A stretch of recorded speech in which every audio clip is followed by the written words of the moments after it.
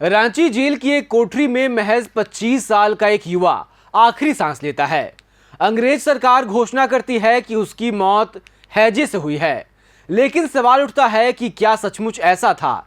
क्योंकि जिस युवक की मौत हुई वह कोई साधारण कैदी नहीं था। वह नाम जिससे अंग्रेजी हुकूमत कांपती थी, वह चेहरा जिसने जंगलों और पहाड़ों में रहने वाले आदिवासियों को पहली बार यह एहसास कराया था कि वे गुलाम नहीं बल्कि इस धरती के असली मालिक हैं। वह थे भगवान बिरसा मुंडा। लेकिन आज उनकी शहादत के 126 साल बाद भी यह रहस्य कायम है कि आखिर बिरसा मुंडा की मौत कैसे हुई।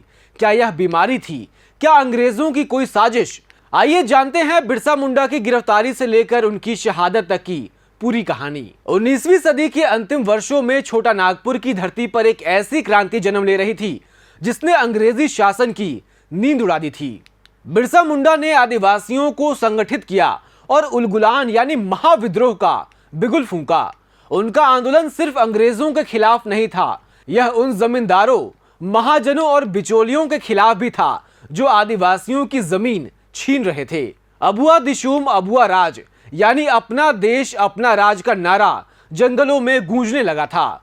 1899 और 1900 के दौरान विद्रोह इतना तेज हो गया था कि अंग्रेजों को इसे कुचलने के लिए विशेष अभियान चलाना पड़ा। अब तक अंग्रेजों को यह पता चल गया था कि युद्ध के मैदान में बिरसा मुंडा को हराना आसान नहीं है। इसीलिए उन्होंने दूसरा रास्ता चुना, इनाम का लालच।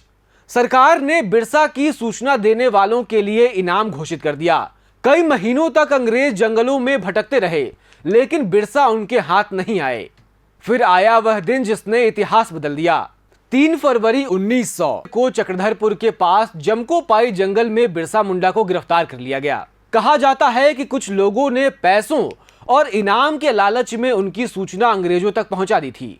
यही वह विश्वासघात था जिसने उलगुलान के सबसे बड़े नायक को अंग्रेजों के हाथों में पहुंचा दिया। गिरफ्तारी के बाद बिरसा मुंडा को रांची जेल में रखा गया। अंग्रेज सरकार चाहती थी कि उनके खिलाफ मुकदमा चलाया जाए और पूरे आंदोलन को खत्म कर दिया जाए, लेकिन मुकदमा पूरा हो पाता उससे पहले ही 9 जून 1990 को उनकी मौत की खबर आई। सरकारी रिकॉर्ड्स में लिखा गया कि बिरसा मुंडा की मृत्यु हैजा यानी कॉलेरा से हुई है।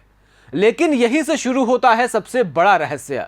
इतिहासकारों और शोधकर्ताओं ने अंग्रेजों के इस दावे पर कई सवाल उठाए हैं। पहला सवाल यह है कि अगर जेल में हैजा का प्रकोप था तो फिर दूसरे कैदियों की मौत क्यों नहीं हुई? दूसरा सवाल यह है कि बिरसा मुंडा की तबीयत अचानक कितनी खराब कैसे हो गई? तीसरा और सबसे बड़ा सवाल यह कि अंग्रेज सरकार ने उनकी मौत के बाद पोस्टमार्टम जैसी कोई विस्तृत प्रक्रिया सार्वजनिक क्यों नहीं की? कई लोगों का मानना है कि अंग्रेजों को डर था कि अगर बिरसा जीवित रहे तो उलगुलान और भी बड़ा रूप ले सकता है, इसीलिए उन्हें जहर दिए जाने की आशंका भी समय समय पर उठती रही है। हालांकि इस सिद्धांत को साबित करने वाला कोई ठोस दस्तावेज आज तक नहीं मिला है, लेकिन अंग्रेजों की आधिकारिक कहानी पर भी कई सवाल अनुत्तरित हैं। बिरसा मुंडा की मौत के बाद अंग्रेजों ने उनके शव को परिवार को नहीं सौंपा। कहा जाता है कि उनका अंतिम संस्कार रांची के डिस्टिलरी पुल के पास हरमू नदी किनारे गुप्त रूप से कर दिया गया। ऐसा क्यों किया गया? क्योंकि अंग्रेज जानते थे कि यदि लाखों आदिवासी अपने नेता के अंतिम दर्शन के लिए उमड़ पड़े तो एक नया विद्रोह भड़क सकता है। यही वजह थी कि उनकी मौत और अंतिम संस्कार दोनों को गोपनीय रखा गया। अंग्रेजों ने सोचा था कि बिरसा मुंडा की गिरफ्तारी और मौत के बाद आंदोलन खत्म हो जाएगा, लेकिन हुआ इसका उल्टा। बिरसा की शहादत ने उन्हें अमर बना दिया।